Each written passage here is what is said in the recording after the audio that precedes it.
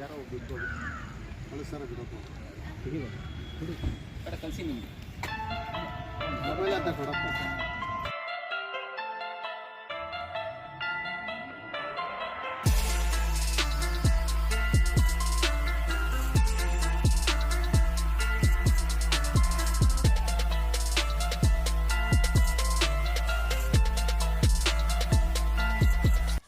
ಮಹದೇವಪುರ ಕ್ಷೇತ್ರದ ಇನ್ನರ್ ಸರ್ಕಲ್ನಲ್ಲಿ ದಲಿತ ಜನಾಗ್ರಹ ಸಮಾವೇಶ ಕುರಿತಾದ ಪತ್ರಿಕಾಗೋಷ್ಠಿಯಲ್ಲಿ ಡಿಎಸ್ಎಸ್ ಅಂಬೇಡ್ಕರ್ ವಾದ ರಾಜ್ಯ ಸಮಿತಿ ಸದಸ್ಯರಾದ ಮಣಿಪಾಲ್ ರಾಜಪ್ಪ ಪಾಲ್ಗೊಂಡು ಮಾತನಾಡಿ, ದಲಿತ ಸಂಘರ್ಷ ಸಮಿತಿ ಅಂಬೇಡ್ಕರ್ ವಾದ ಸುಮಾರು ವರ್ಷಗಳಿಂದ ದಲಿತರ ಪರ ನಿರಂತರ ಹೋರಾಟಗಳನ್ನು ಮಾಡುತ್ತಾ ಬಂದಿರುತ್ತದೆ.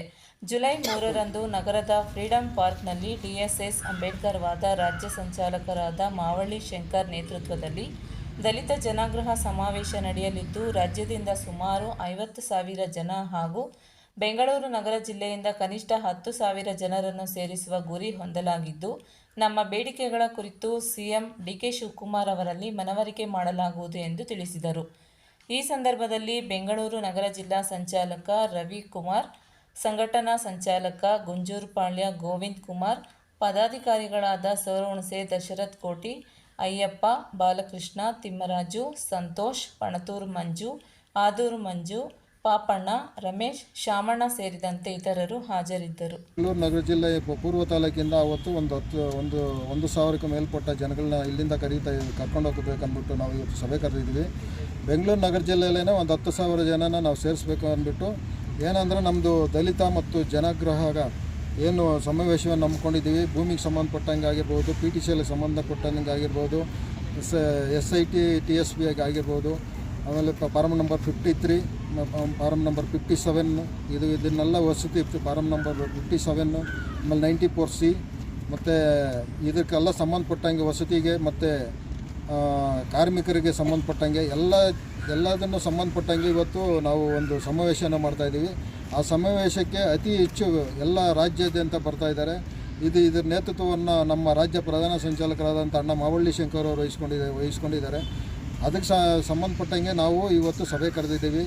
ಅದಕ್ಕೆ ಪೂರ್ವವಾಗಿ ಸಭೆಗೆ ಎಲ್ಲ ಜಿಲ್ಲಾ ಪದಾಧಿಕಾರಿಗಳೆಲ್ಲ ಭಾಗವಹಿಸಿದ್ದಾರೆ. ಅದಕ್ಕೆ ನಾವು ರಾಜ್ಯಾದ್ಯಂತ ಭಾಗವಹಿಸಿದರೆ ಅತಿ ಹೆಚ್ಚು ಬೆಂಗಳೂರಲ್ಲಿ ನಾವು ಒಂದು 10,000 ಜನನ ಬೆಂಗಳೂರಲ್ಲೇ ಸೇರಿಸ್ಬೇಕಂದ್ಬಿಟ್ಟು ನಮ್ಮ ಏನು ನಗರ ಜಿಲ್ಲಾ ಪದಾಧಿಕಾರಿಗಳಿದ್ದಾರೆ ಅವ್ರ ಸಮ್ಮುಖದಲ್ಲಿ ನಾನು ಹೇಳೋದಕ್ಕೆ ಇಷ್ಟಪಡ್ತಾ ಇದ್ದೀನಿ.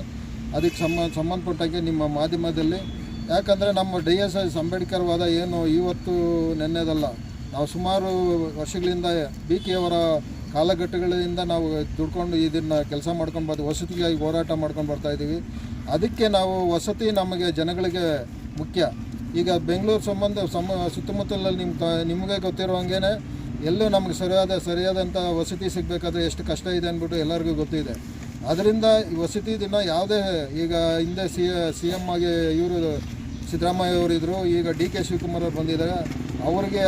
ಅವರಾಗಿರ್ಬೋದು, ನಮ್ಮ ಕಂದಾಯ ಸಚಿವರಾದಂಥ ಪರಮೇಶ್ವರ್ ಅವರಾಗಿರ್ಬೋದು, ಇದಕ್ಕೆ ಸಂಬಂಧಪಟ್ಟ ಎಲ್ಲ ಮಿನಿಸ್ಟ್ರಿಗಳನ್ನ ನಾವು ಸಂಬಂಧಪಟ್ಟಂಗೆ ನಮ್ಮ ರಾಜ್ಯ ನಾಯಕರು ಸಮ್ಮುಖದಲ್ಲಿ ಸಭೆ ಕರಿಬೇಕು. ನಮ್ಮ ಅಹವಾಲು ಏನಿದೆ ಅದನ್ನು ಮುಖ್ಯಮಂತ್ರಿ ಅವರು ಶಿವಕುಮಾರ್ ಸಾಹೇಬರು ನಮ್ಮ ವಸತಿ, ಭೂಮಿ ವಸತಿ ಹಾಗೂ ಉದ್ಯೋಗ 94C ಏನೇನಿದೆಯೋ ಇದೆಲ್ಲ ನಮಗೆ ಸಂಬಂಧಪಟ್ಟಂಗೆ ಎಲ್ಲರಿಗೂ ತಲುಪಿಸ್ಕೊಡ್ಬೇಕು ಅಂಥೇಳಿ ದೊಡ್ಡದಾಗಿ ಒಂದು ಸಮಾವೇಶ, ಒಂದು 50,000 ಜನ ನಮ್ಮ ರಾಜ್ಯದ ಸಂಘಟನಾ ಸಂಚಾಲಕರಾದ ರಾಜಪ್ಪಣ್ಣವ್ರು ಹೇಳಿದಾರಲ್ವ, ಅದೇ ಮೂಲಕವಾಗಿ ನಾವು ಒಂದು 50,000 ಜನನ ಸೇರಿಸಿ ಕಾರ್ಯಕ್ರಮವನ್ನು CMಗೆ ಮನವಿ ಕೊಟ್ಟು ಏನೇನು ದಲಿತರಿಗೆ ಏನೇನು ಬರಬೇಕು, ಏನೇನು ಆಗಬೇಕು ಅವರಿಗೆಲ್ಲ ಅದನ್ನು ನಮಗೆ ಒಂದು ಮೀಟಿಂಗ್ ಕರೆದು ಮಾಡಿಕೊಡ್ಬೇಕು ಅಂತೇಳಿ ಈ ಸಮಾವೇಶದಲ್ಲಿ ಅವ್ರಿಗೆ ತಿಳಿಸೋಣ ಅಂತೇಳಿ ಈ ಕಾರ್ಯಕ್ರಮ 3ನೇ ತಾರೀಕು ದಲಿತ ಜನಾಗ್ರಹ ಸಮಾವೇಶ ಏನು ಕೈಗೊಂಡಿದ್ವಿ ಅದರ ಒಂದು ಪೂರಕವಾಗಿ ಒಂದು ಪತ್ರಿಕಾಗೋಷ್ಠಿಯನ್ನು ಕರೆದಿವಿ. ಈ ಪತ್ರಿಕಾಗೋಷ್ಠಿಗೆ ಬಂದಿರುವಂಥ ಮೊದಲನೇದಾಗಿ ನಮ್ಮ ಪತ್ರಿಕೆಯವರಿಗೆ ಧನ್ಯವಾದಗಳು.